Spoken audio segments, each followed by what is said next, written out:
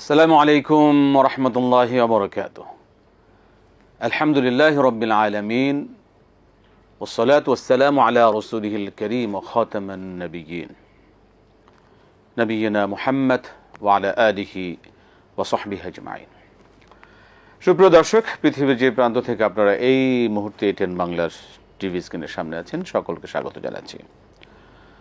RFL উডিডোর presence Islami সালজা powered by Islami bank Bangladesh PLC. এই সরাসরি আয়োজনে আপনারা আপনাদের জীবন ঘনিষ্ঠ যে কোনো ধরনের প্রশ্ন আপনারা করতে পারবেন ইনশাআল্লাহ আজিজ। আমরা কোরআন সুন্নাহর আলোকে সহিহ সুন্নাহর ভিত্তিতে আমরা আপনাদের প্রশ্নের জবাব শুনব। প্রিয় দর্শক, আমি আছি আপনাদের সাথে কেএম ফিরোজ। আমাদের সাথে স্টুডিওতে উপস্থিত আছেন শেখ শাহ ওয়ালিউল্লাহ হাফিজাহুল্লাহ। আসসালামু আলাইকুম ওয়া রাহমাতুল্লাহি ওয়া বারাকাতুহু। ওয়ালাইকুম আসসালাম ওয়া রাহমাতুল্লাহি ওয়া বারাকাতুহু। শেখ বারাকাতুল্লাহ ফিকুম আহসানত। আমরা ইনশাআল্লাহ দর্শকদের প্রয়োজনীয় বিষয়গুলো জানবো। অবশ্যই প্রিয় দর্শক, আপনারা আমাদেরকে একটা বিষয় অবশ্যই সহযোগিতা করবেন, যারা আমাদের সাথে এই আয়োজনে আপনি প্রশ্ন করার সুযোগ পাচ্ছেন। যখন কথা বলবেন অবশ্যই মনে করে আপনি যে টিভি সেট টেলিভিশন আমাদের দেখছেন, টেলিভিশন ভলিউমটা কমিয়ে কথা বলুন। শুরু করছি আজকে RFL উডিডোর presence Islami সালজা powered by Islami bank Bangladesh PLC সরাসরি আয়োজন। প্রথম প্রশ্ন যিনি করছেন, জি বিসমিল্লাহ, বলুন দর্শক কি প্রশ্ন আপনার? আসসালামু আলাইকুম। ওয়ালাইকুম সালাম ওয়া রাহমাতুল্লাহি ওয়া বারাকাতুহু। হুজুর, আমি ধরমপাড়া নগর থেকে ইনুজ বলছিলাম। সাহেব বলবেন।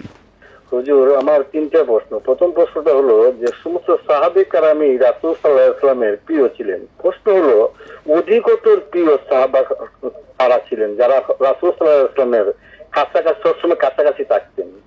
আর দুই নম্বর প্রশ্ন হলো যে কোন সাহাবে কারামের কাছ থেকে অধিক সংখ্যক হাদিস বর্ণনা হয়েছে। আর তিন নম্বর প্রশ্ন হলো হুজুর, যে রাসূল সাল্লাল্লাহু আলাইহি ওয়াসাল্লাম বলেন উলামায়ে কেরাম আমার এই ওয়ারিস উত্তরসূরি রাইবে রাসূল, উলামাদের স্থান সবার উপরে। ওই দিন এক চ্যানেলে আলোচনা শুনছিলাম, এক আলেম বললেন যে এই কুয়াঙ্গার এই সম্বন্ধে কেউ যদি খারাপ মন্তব্য করে তাকে তওবা করতে হবে। প্রশ্ন হলো এই ধরনের জ্ঞান পাপী আলেমদের স্থান কোথায়? কার সম্পর্কে বললেন? এই যে মানে আলেম বললেন যে মানে আল্লাহ রাসূল বলছেন যে সমস্ত এই উলামায়ে কেরাম আমার ওয়ারিস উত্তরসূরি নাইবে রাসূল, তাদের স্থান সবার উপরে। তো ওই দিন এক চ্যানেলে শুনতেছিলাম, এক আলেম বললেন যে কুলাঙ্গার ইলম এই সম্বন্ধে কেউ খারাপ মন্তব্য করলে তাকে তওবা করতে হবে। আমার প্রশ্ন হলো এই ধরনের জ্ঞান পাপী আলেমদের স্থান কোথায়? ঠিক আছে শুনলাম, ধন্যবাদ। মোহতারাম, ইনশাআল্লাহ আমরা শুরু করব আজকের আয়োজন। প্রথম প্রশ্ন, জি। আলহামদুলিল্লাহ ওয়াসসালাতু ওয়াসসালামু আলা রাসূলিল্লাহ ওয়া বা'দ। আকুলু ওয়া বিল্লাহিত তাওফীক। এটা ঠিক যে আসহাবু রাসূলিল্লাহ সাল্লাল্লাহু আলাইহি ওয়াসাল্লাম তারাই যাদের মধ্যে তিনটি শর্ত সুস্পষ্ট থাকে। একটা হলো যারা ঈমান এনেছেন রাসূলুল্লাহ সাল্লাল্লাহু আলাইহি ওয়াসাল্লামের আহ্বানে।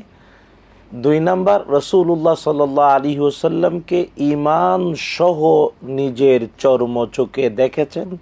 এবং তিন নাম্বার, এই ঈমানের উপরেই মৃত্যুবরণ করেছেন। তার মানে রাসূলুল্লাহ সাল্লাল্লাহু আলাইহি ওয়াসাল্লামের নবুয়ত এবং রিসালাতের নবীজি সাল্লাল্লাহু আলাইহি ওয়াসাল্লামের প্রতি তার আহ্বানে দাওয়াতে সাড়া দিয়ে ঈমান এনেছেন। দুই নাম্বার, ঈমান সহ চর্মচোখে দেখেছেন রাসূলুল্লাহ সাল্লাল্লাহু আলাইহি ওয়াসাল্লামকে। আর তিন নাম্বার, ওই ঈমানের উপরে মৃত্যুবরণ করেছেন, তারা হলেন সাহাবী। আল্লাহ তাআলা তাদের ব্যাপারে কোরআন আল কারীমে বলেছেন রাদিয়াল্লাহু আনহুম ওয়া রাদু আন। আল্লাহ তাআলা তাদের উপরে সন্তুষ্ট, তারা আল্লাহ তাআলার উপরে সন্তুষ্ট।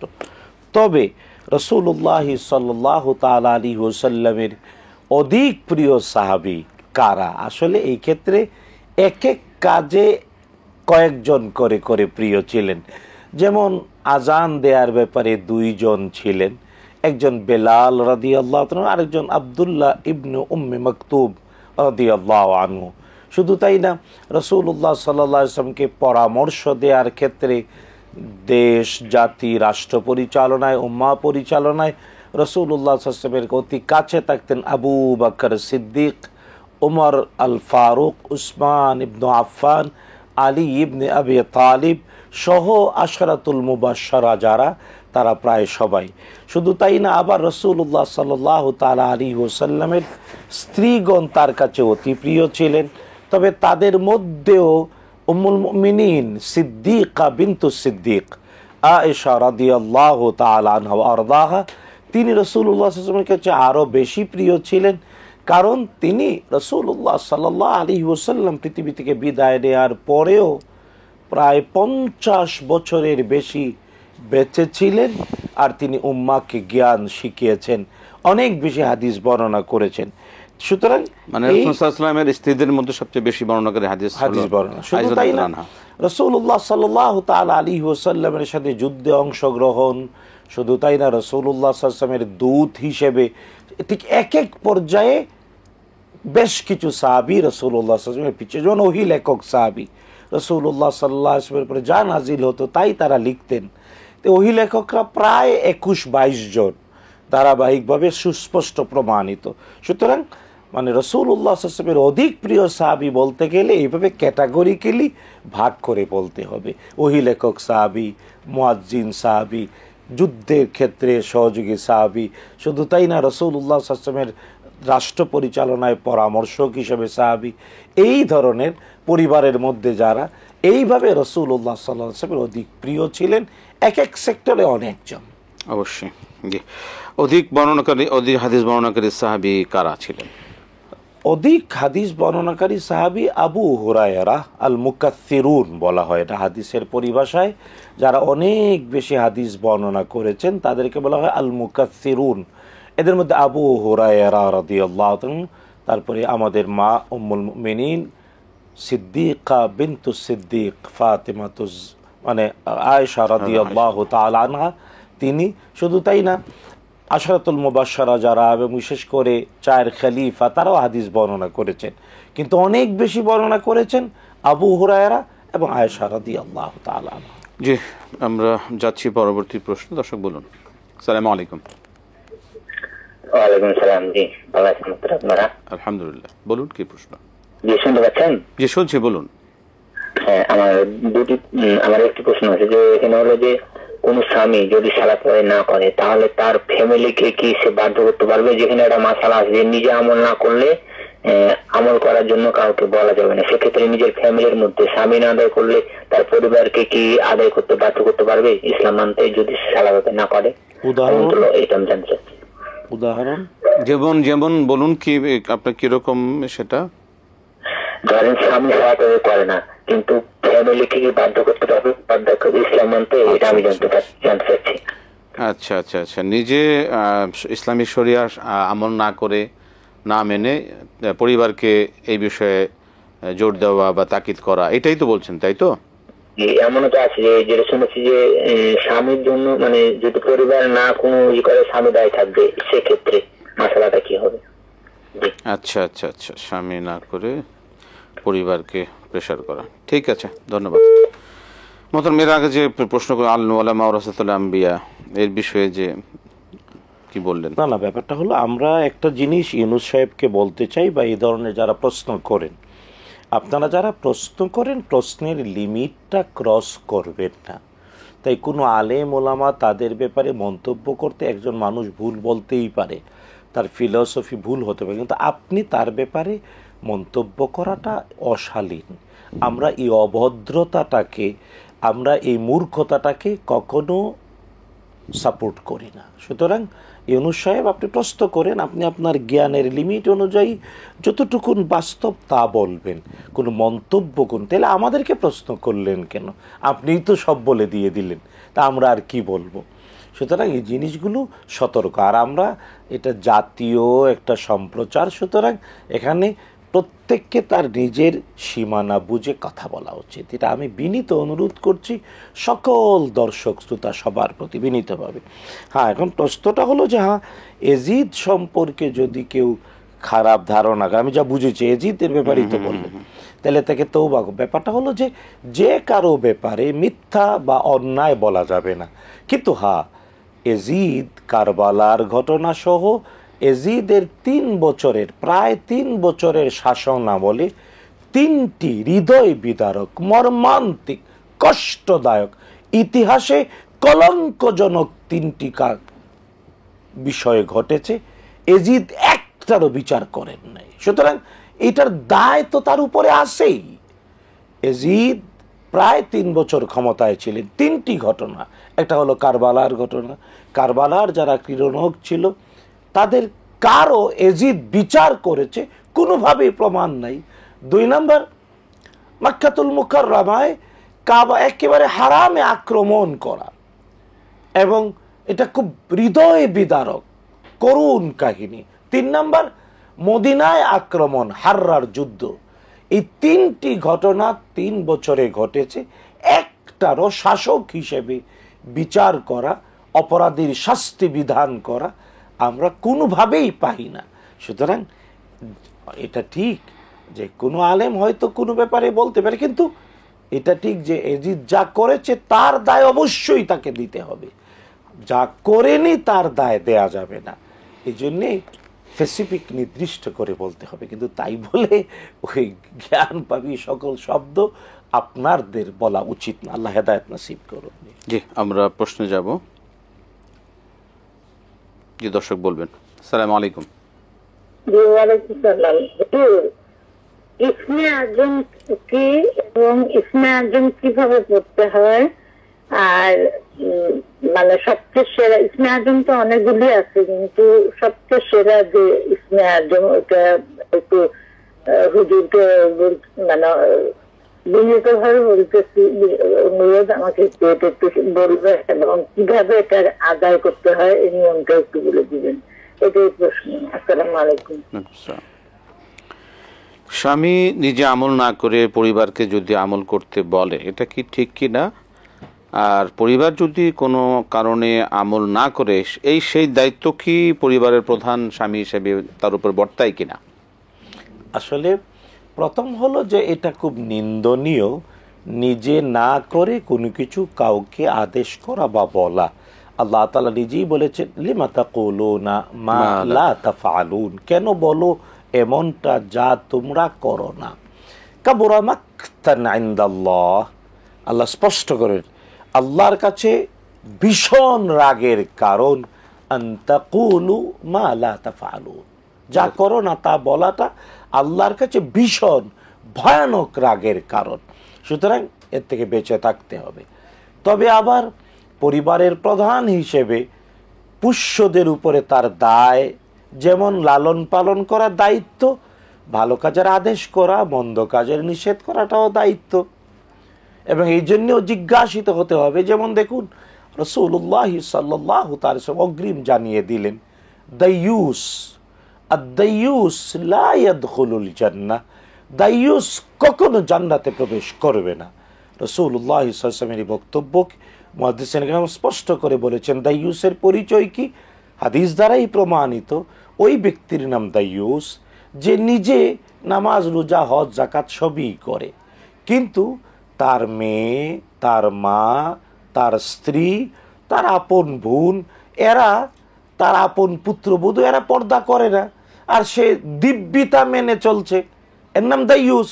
আর দাইয়ুস কখনো জান্নাতে যাবে না। তার মানে পরিবারের স্ত্রী, মা, মেয়ে, আপন বোন, পুত্র, এদের প্রতি অধিকার রয়েছে, দায়িত্ব রয়েছে, কর্তব্য রয়েছে, বাধ্য করা তাদেরকে শরীয়তের বিধান মেনে চলতে। এজন্য বলবে, বারবার বাধ্য করবে। যদি না করে তাহলে নিজের নামাজ, রোজা, হজ, যাকাত তার নাজাতের জন্য যথেষ্ট হবে না, হবে না, হবে না। এই জন্যে দায়িত্বটাও পালন করতে হবে।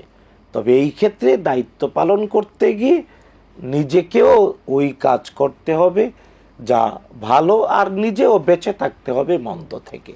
এটাই হলো আদর্শ বাস্তবতা। আল্লাহ তাআলা যেমন রাগ করেন যা করি না তা বললে, ঠিক এমনি এটা প্রভাবও বিস্তার করে না, বরং তখনই কথাটা প্রভাব বিস্তার করে যখন নিজে আমল করে এবং অন্যকে বলে। এটা রাসূলের সুন্নাহর মধ্যেও তো আমরা পাই যে নিজে না করা পর্যন্ত কাউকে বলতেন না। জি, একটা প্রশ্ন নিয়ে যেতে পারি আমরা ব্রেকে। জি, আসসালামু আলাইকুম। ওয়ালাইকুম আসসালাম। বলুন, কি প্রশ্ন?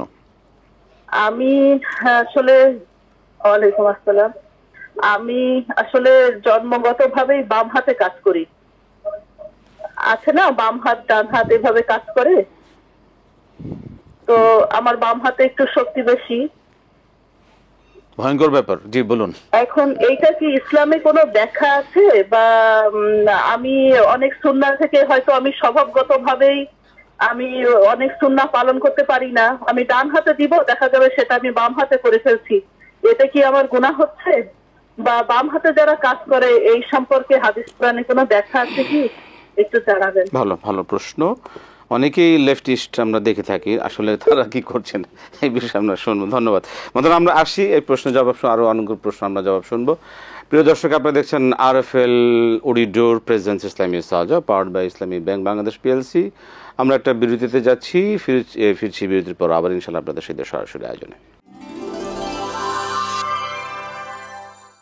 আসসালামু আলাইকুম রহমতুল্লাহি ওয়া বারাকাতুহু। প্রিয় দর্শক, ফিরে এলাম বিরতির পর। RFL উডিডোর প্রেজেন্স ইসলামী সাহায্য powered by Islami bank Bangladesh PLC সরাসরি আয়োজন। আবারও আমরা প্রশ্ন দিয়ে শুরু করি। যে দর্শক বলবেন। জি, আসসালামু আলাইকুম। ওয়ালাইকুম আসসালাম। আমার কাজা নামাজ সম্পর্কে একটু প্রশ্ন। কাজা নামাজ সম্পর্কে প্রশ্ন করুন। জি বলুন। আমি যে অনেক বছর আজ নামাজ পড়ি নাই, এগুলা কিভাবে কি করা যায়? অনেকেই বলে বেশি বেশি নফল নামাজ পড়তে, আবার অনেকেই বলে তওবা ইস্তেগফার করতে, আবার অনেকেই বলে ওই কাজাগুলাই পড়তে হবে। কাজা তো সিরিয়াল ভাবে এত বছরে তা পড়তে পারে। ঠিক আছে, আমরা শুনবো কাজা নামাজের বিষয় আমরা শুনবো। ধন্যবাদ। আর কোনো প্রশ্ন আছে আপনার? না না, অনেক ধন্যবাদ। জি, আমরা শুনবো। আপনি আমাদের সাথে যুক্ত থাকুন, দেখতে থাকুন ATN বাংলা। আমরা এক এক করে এক এক প্রশ্ন ইনশাল্লাহ আমরা শুনছি। মোহতারাম, আমরা শুনলাম ইসমে আজম কি, কিভাবে আদায় করতে হয়? দেখুন, ইসমুল্লাহিল আযম, আল্লাহ সুবহানাহু ওয়া তাআলার মহান নাম কোনটি, এ নিয়ে অনেকগুলো বর্ণনা রয়েছে। তবে অতি বিশুদ্ধ যে লা ইলাহা আল্লাহু লা ইলাহা ইল্লাহু, এটা হলো ইসমুল্লাহিল আযম। আল্লাহ আল্লাহ এবং এর সাথে লা ইলাহা ইল্লাহু, এটা হলো ইসমুল্লাহিল আযম। দলিল কি? ইউনুস আলাইহিস সালাম, তিনি আল্লাহ তাআলাকে ডাকলেন মাছের পেট ভিতরে বসে, মাছ গিলে ফেললো, বললেন লা ইলাহা ইল্লা আনতা সুবহানাক ইন্নী কুনতু মিনাজ জালিমিন। একবারই বললেন, আল্লাহ তাআলা তার জবাব দিলেন এবং মাছটাকে উগলে ফেলে দিল। ঠিক এই ধরনের অনেকগুলো দলিল এর পক্ষে। যেমন একবার, এটা বিশুদ্ধ হাদিস, এক ব্যক্তি দোয়া করতেছিলেন এইভাবে, আল্লাহুম্মা ইন্নী আশহাদুক ওয়া আসআলুক বিআন্নাকা আনতাল্লাহ লা ইলাহা ইল্লা আনতা ওয়াহদাক লা শারীকা লাক আল আহাদ আস সামাদ আল্লাযী লাম ইয়ালিদ ওয়া লাম ইউলাদ ওয়া লাম ইয়াকুন লাহু কুফুয়ান আহাদ। রাসূলুল্লাহ সাল্লাল্লাহু আলাইহি ওয়াসাল্লাম ডাকলেন, তুমি আল্লাহকে ডেকেছো বিসমিল্লাহিল আযম, আল্লাহর ইসমে আজম দিয়ে ডেকেছো, শুধু তোমার দোয়াটা অবশ্যই কবুল হয়ে গিয়েছে। এই হাদিস এর প্রমাণ। তো আল্লাহু লা ইলাহা ইল্লা, যে কারণে আয়াতুল কুরসিতে, যে আয়াতুল কুরসির এত মর্যাদা হওয়ার অন্যতম একটা কারণ যে এর সূচনায় ইসমুল্লাহিল আযম আছে, লফজে জালালা আল্লাহ এবং এর সাথে লা ইলাহা ইল্লাহু। সুতরাং মানে এর বাহিরেও আপনি আল্লাহ তাআলা, রাসূলুল্লাহ সাল্লাল্লাহু আলাইহি ওয়াসাল্লাম যে শিখিয়েছেন আল্লাহ তাআলার 99টি গুণবাচক নাম, যদিও আল্লাহ তাআলার গুণবাচক নাম 99-এর মধ্যে সীমাবদ্ধ না না না, কিন্তু রাসূলুল্লাহ সাল্লাল্লাহু আলাইহি ওয়াসাল্লাম শিখিয়েছেন আমাদেরকে 99টি। এই 99টি গুণবাচক নামও যদি কেউ চর্চা করে, তাহলে রাসূলুল্লাহ সাল্লাল্লাহু আলাইহি ওয়াসাল্লাম অগ্রিম সুসংবাদ দিয়েছেন, আল্লাহ তাআলা তাকে ক্ষমা করে জান্নাতের মেহমান করে দেবেন। আল্লাহ নিজেই বলেছেন, ওয়ালিল্লাহিল আসমাউল হুসনা ফাদউহু বিহা, আল্লাহর রয়েছে অনেকগুলো সুন্দর সুন্দর গুণবাচক নাম, আর আল্লাহর সুন্দর গুণবাচক নাম দিয়ে আল্লাহকে ডাকতে। তাই আল্লাহর সুন্দর গুণবাচক সবগুলো নামই ইসমুল্লাহিল আযমের অংশ। আল্লাহু আ'লাম বিসসাওয়াব। বামহাতি যারা, তো ডান হাত দিয়ে সব কাজ করা তো আমরা জানি সুন্নাহ, এবং ডান হাতের ব্যাপারে ডান দিক থেকে শুরু করা, ডান পাশটা কি ডান হাত দিয়ে আমরা সব কাজ করি। অনেকে বাম হাতি, অনেক বাম হাত, অভ্যাসগত কারণে ন্যাচারালি কিছু হাত ব্যবহার হয়ে থাকে, এটা কি অন্যায় না এই জন্য কি গুনাহ হবে কিনা? না, ব্যাপার হলো এটা কেবলই অভ্যাসগত। যেমন আমি দেখেছি আমার এক ক্লাসমেট ছিল, ও ডান হাতে পারতো না, বাম হাতে লিখতো খুব সুন্দর। আমাদের এক প্রাইমারি স্কুলে শিক্ষক ছিলেন, স্যার এখনো বেঁচে আছেন, সৈয়দ মুসলিউদ্দিন, আল্লাহ রহম করুন স্যারকে। তো স্যার বাম হাতে লিখতেন, প্রাইমারি স্কুলের টিচার। তো আসলে আমার প্রাইমারি স্কুলের শিক্ষকদের মধ্যে একমাত্র উনিই বেঁচে আছেন, মাঝে মাঝে ফোন করেন স্যার। তো এই যে এটা অভ্যাসগত, মানে ওই যে জন্মের পরে ওই বাম হাতে অভ্যস্ত হয়ে উঠেছে, তাই এটার উপর শক্তি চলে এসেছে। এটা কেবলই অভ্যাসের কারণে। তবে হ্যাঁ, রাসূলুল্লাহ সাল্লাল্লাহু তাআলা আলাইহি ওয়াসাল্লাম ডানকেই অগ্রাধিকার দিয়েছেন, ডান ব্যবহার করে অভ্যস্ত হতে নির্দেশনা দিয়েছেন। যিনি বাম হাতে অভ্যস্ত হয়ে পড়েছেন তিনিও মাঝে মাঝে এখন অভ্যাস পাল্টানোর চেষ্টা করবেন, এটা আমাদের অনুরোধ। এটা কোরআন এবং হাদিস বলে। আর হ্যাঁ, বাস্তবতা তিনি নিজে উপলব্ধি করেছেন। প্রশ্নকারিণী নিজেই বলেছেন যে তিনি বাম হাতে অভ্যস্ত হয়ে ওঠার কারণে অনেক ব্যাপারেই হয়তো সুন্নার খেলাফ হয়ে যায়। এটা সত্য, কারণ রাসূলুল্লাহ সাল্লাল্লাহু আলাইহি ওয়াসাল্লাম বলেছেন খাবার খাও ডান হাতে, গ্রহণ করো ডান হাতে, দেও ডান হাতে। তাই রাসূলুল্লাহ সাল্লাল্লাহু আলাইহি ওয়াসাল্লাম সবসময় ডান হাতেই ব্যবহার করতেন, অজু করতে ডান হাত দিয়ে প্রথম শুরু করতেন। কিন্তু যিনি বাম হাতে অভ্যস্ত তার ডানটা না গিয়ে বামটা চলে যাবে, কারণ বামের উপরে শক্তি তার বেশি, অভ্যস্ত হয়ে উঠেছে। এটা কেবল অভ্যাস, চেষ্টা করা উচিত। তবে হ্যাঁ, যতদিন না অভ্যাসটা পরিবর্তন না করা সম্ভব হয় ততদিন মনের মধ্যে ওই আকাঙ্ক্ষাটা রাখবে যে আমি বাম হাতে অভ্যস্ত হয়ে পড়েছি, ডান হাতেই শুরু করা উচিত। তখন অন্তত এই চেতনা নিয়ে বাম হাতেই শুরু করলো, কিন্তু বিসমিল্লাহ বলল, রাসূলুল্লাহ সাল্লাল্লাহু আলাইহি ওয়াসাল্লামের সুন্নার অন্যগুলো অনুসরণ করলো, তাহলে আশা করা যায় আল্লাহ তাআলা সুন্নাহ না পালনের গুনাহ না দিয়ে আশা করা যায় আল্লাহ সওয়াব দেবেন ইনশাআল্লাহ। আমরা প্রশ্ন নিচ্ছি, দর্শক বলবেন। আসসালামু আলাইকুম ওয়া রাহমাতুল্লাহি ওয়া জাযাকাল্লাহু খাইর। আর চট্টগ্রাম থেকে। জি, আমার প্রশ্ন দুইটি। প্রথম প্রশ্ন, হাসবি আল্লাহু ওয়া নি'মাল ওয়াকিল, এখন কি বিপদে পড়লে কি এটা পড়বো হাসবি আল্লাহু ওয়া নি'মাল ওয়াকিল, না পড়বো হাসবি আল্লাহু লা ইলাহা ইল্লাহু আলাইহি তাওয়াক্কালতু ওয়া হুয়া রাব্বুল আরশিল আযীম? প্রশ্নটা কি বুঝতে পারছেন? হাসবি আল্লাহু ওয়া নি'মাল ওয়াকিল, হাসবি আল্লাহু লা ইলাহা ইল্লা আলাইহি তাওয়াক্কালতু ওয়া রাব্বুল আরশিল আযীম। আরেকটা আছে হাসবি আল্লাহু লা ইলাহা ইল্লাহু আলাইহি তাওয়াক্কালতু ওয়া হুয়া রাব্বুল আরশিল আযীম। ঠিক আছে, এটা সূরা তাওবার আয়াত আর কি। জি জি জি। কোনটা করলে ভালো হবে রোগের জন্য? জি, মানে বিপদ আপদের জন্য। আরেকটি প্রশ্ন, আমরা যখন দুরূদ শরীফ পড়ি তখন আমরা প্রথমে মনে করেন দরুদ ইব্রাহিমটা পড়ার পরে তারপরে মনে করেন আমরা ছোট দরুদ অনেকবার পড়লাম, যেমন আল্লাহুম্মা সাল্লি ওয়া সাল্লিম আলা নাবিয়িকা মুহাম্মদ, আল্লাহুম্মা সাল্লি আলা সাইয়্যিদিনা মুহাম্মাদিন নাবিয়্যিল ওয়া আলা আলিহি ওয়া সাহবিহি। এটাকে এভাবে পড়তে পারবো? ঠিক আছে। আসসালামু আলাইকুম ওয়া ওয়ালাইকুম রাহমাতুল্লাহ। আসসালাম ওয়া রাহমাতুল্লাহি ওয়া বারাকাতুহু। মোহতারাম, আমরা প্রশ্ন শুনছি, আর অনেকে আছে, আসবো ইনশাআল্লাহ। আমরা আমাদের আবারও সময় হলো একটা বিরতিতে যাবার। জি প্রিয় দর্শক, আপনারা দেখছেন RFL ওরিডোর presence Islami সালজা, powered by Islami bank Bangladesh PLC. আমরা আবারও যাচ্ছি একটা বিরতিতে, ফিরছি বিরতির পর আবার ইনশাআল্লাহ আপনাদের সাথে সরাসরি আয়োজনে। আসসালামু আলাইকুম রহমতুল্লাহি ওয়া বারাকাতুহু। প্রিয় দর্শক, ফিরে এলাম বিরতির পর। RFL ওরিডোর presence Islami সালজা, powered by Islami bank Bangladesh PLC সরাসরি আয়োজন। আমরা বিরতির আগে যে প্রশ্নগুলো শুনছিলাম, দর্শক আবারও আরেকজন আছেন। জি দর্শক, বলবেন কি প্রশ্ন আপনার? আসসালামু আলাইকুম। ওয়ালাইকুম আসসালাম ওয়া রাহমাতুল্লাহ। জি, আমার দুটি প্রশ্ন রয়েছে। বলুন। প্রশ্ন দুটি মৃত্যু সম্পর্কিত। কোনো মানুষ যখন মৃত্যুবরণ করার মুহূর্তে কি বুঝতে পারে যে আমি মারা যাচ্ছি, এই একটি প্রশ্ন, এবং হাদিসের কোনো ব্যাখ্যা আছে কিনা। আর রাসূলুল্লাহ সাল্লাল্লাহু আলাইহি সাল্লামের মৃত্যুর সময় আজরাইল আলাইহিস সালাম যখন রাসূলুল্লাহ সাল্লাল্লাহু আলাইহি সাল্লামের বুকে হাত রাখছিলেন, তখন মহানবী হযরত সাল্লাল্লাহু আলাইহি সাল্লামের অনুভবটা এমন হয়েছিল যেন উহুদ পাহাড়কে চাপায় দেওয়া হয়েছে। তো এখন প্রশ্ন হলো, প্রত্যেক মুমিন ব্যক্তি হোক বা কাফির ব্যক্তি হোক, সবার কি মৃত্যুর যন্ত্রণা হয়, না কারো কম বেশি হয়? ধন্যবাদ, ধন্যবাদ। মৃত্যু নিয়ে আমাদের ভাবনা আমরা শুনবো।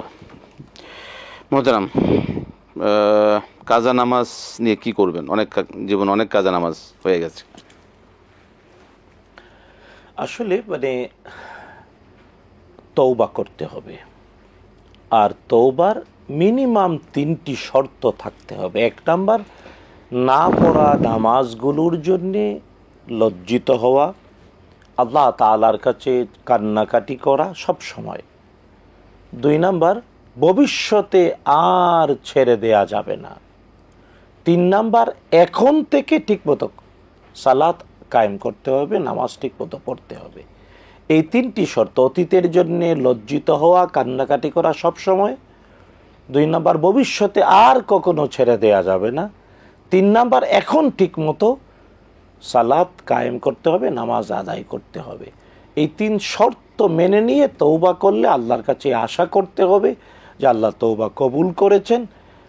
তবে হ্যাঁ, তওবা কবুল করেছেন সার্টিফিকেট তো আর কেউ পাবে না, তাই এই 3টি শর্ত ধারাবাহিক থাকতেই হবে।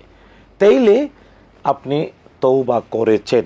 আর তওবা যথাযথ করলে, এর উপর প্রতিষ্ঠিত থাকলে আল্লাহ তাআলা কোরআনুল কারীমে ওয়াদা করেছেন ব্যক্তির তওবা কবুল করবেন এবং অপরাধকে নেকিতে পাল্টে দেবেন। হ্যাঁ, এখন প্রশ্ন হলো আপনার নামাজের ব্যাপার।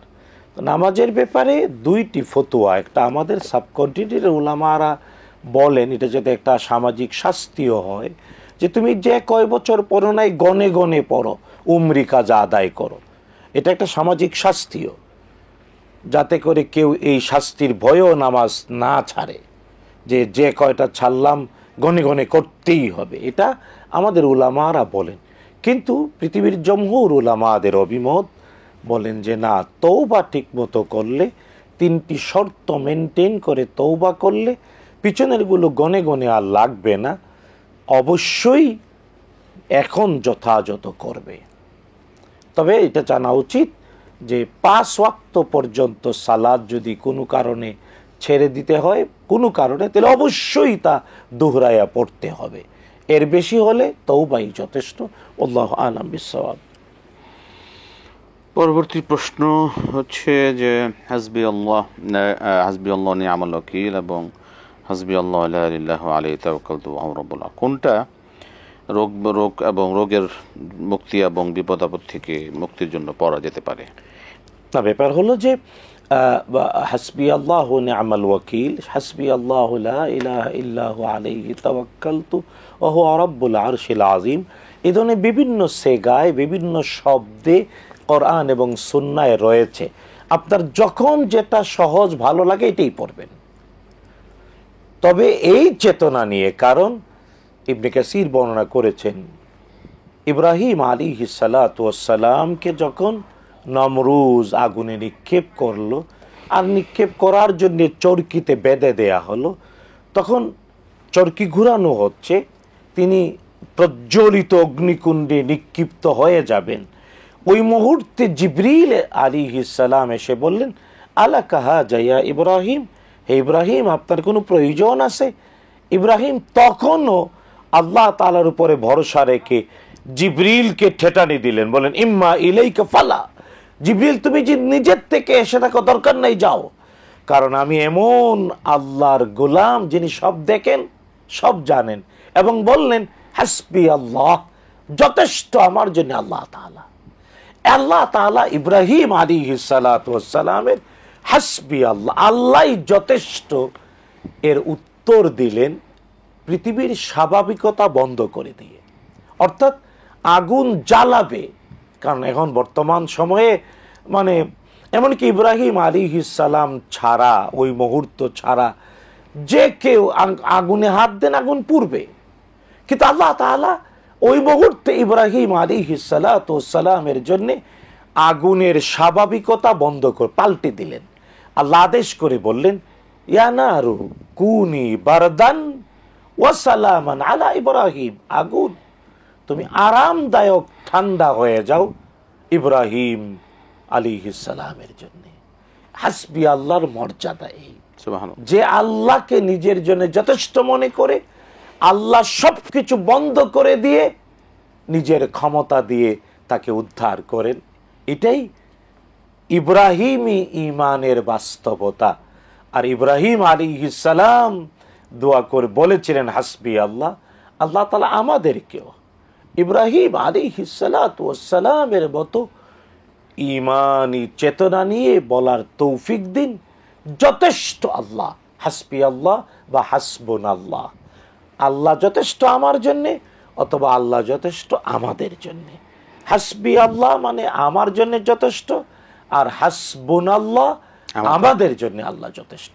আল্লাহ তাআলা আমাদেরকে তিনি যথেষ্ট এই বিশ্বাস ধারণ করে তাকেই যথেষ্ট বলে গ্রহণের তৌফিক দিন। উনি আমাল ওয়াকিল, অভিভাবক হিসেবে। হ্যাঁ, অভিভাবক হিসেবে, নিয়ামতের অভিভাবক। আমরা প্রশ্নে যাচ্ছি, দর্শক বলবেন। আসসালামু আলাইকুম। আমার হুজুরের কাছে 2-3টা প্রশ্ন ছিল। বলুন। যে মোবাইলে যে দেখি আজহার হুজুরের ইয়েতে যে ক্যান্সারের দোয়াটা, ওইটা যে মানে অ্যাক্সিডেন্ট হইলে ওইটা দেখে যদি বলে ক্যান্সারের দোয়াটা, তাহলে সে আর অ্যাক্সিডেন্ট করবে না। অথবা ক্যান্সার যাদের হয়েছে তাদের দেখে যদি বলে, আমি কি একবারই ওই দোয়াটা পড়তে পারবো না মানে এক এক রোগের দোয়া রোগ কইরা মানে বারবার দোয়াটা পড়তে পারবো? বুঝতে পারছেন আমি কিভাবে কি বলতে চাচ্ছি? বুঝতে পেরেছি। আর হলো আরেকটা প্রশ্ন, আমি মানে বাথরুমে গিয়ে যে অজু করি, বাহিরের বেসিন থেকে হাত দিয়া ভিতরে গিয়ে উজু করে পাটা যদি ওই যে যেটা মানে প্রস্তাব পায়খানা করে পানিটা ব্যবহার করে ওই পাইপ দিয়ে পাটা ধুইলে কি অজু হবে হাত না লাগাইয়া? ঠিক আছে, ঠিক আছে, ঠিক আছে। এটা আরেকটা প্রশ্ন ছিল। আরেকটা প্রশ্ন ছিল, আমি এই যে 5 ওয়াক্ত নামাজ যে পড়ি, মানে জোহরের 4 রাকাত ফজর নামাজ পড়লাম বা সুন্নত নামাজ পড়লাম, আমি কি প্রত্যেক সূরার আগে কি আমি আউযুবিল্লাহ বিসমিল্লাহ পড়তে পারবো, না শুধু আলহামদুলিল্লাহ সূরার আগে? হ্যাঁ।